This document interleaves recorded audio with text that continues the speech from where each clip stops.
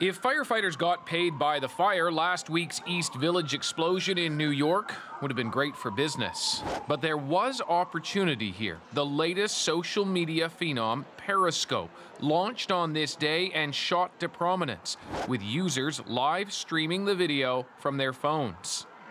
Anytime there's a big breaking news event that's reported through that app, it really helps to blow it up and make it more mainstream. Live streaming has long been around, but until Periscope and its competitor Meerkat, you couldn't do it from a mobile device. Now there's everything from questions for a park ranger to backstage with Jimmy Fallon. Sometimes there's just weird stuff. Raw sauerkraut. Who likes raw sauerkraut?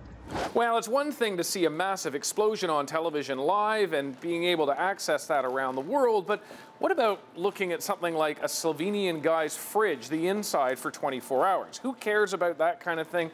Aaron, what do you think? Where's the market for something as precise as that? Well, there might be millions of people who are willing to watch breaking news footage, but I think there's an audience for everyone. If you look at other apps like YouTube or Vine, people doing innocuous things like applying their makeup or showing you what they bought at the mall that day can have millions of views. So I have no doubt that whether it's the inside of a fridge or a breaking news event, Periscope will find users. Well, there's a market for everything, and Periscope, owned and marketed by Twitter, has a big leg up. But people already seem to shoot and text their lives more than actually enjoying them. Will this just continue that notion of document and share? And does it prompt privacy concerns as everyday life goes live worldwide? One thing that it might force us to do is kind of rethink some of our just etiquette. Privacy expert David Fraser doesn't predict any requirements for legal changes, just consideration before going live. Is it okay to pull out your phone and start live streaming during a birthday party, or to do that at the bedside when somebody's in the hospital?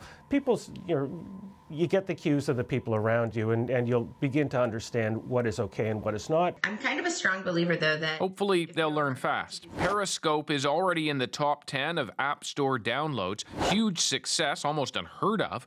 But Periscope's owner, Twitter, hasn't yet figured out how to make money. At some point, you may have to pay to see some of this. I think this is tapioca. David Coleman, CBC News, Toronto. Mustard.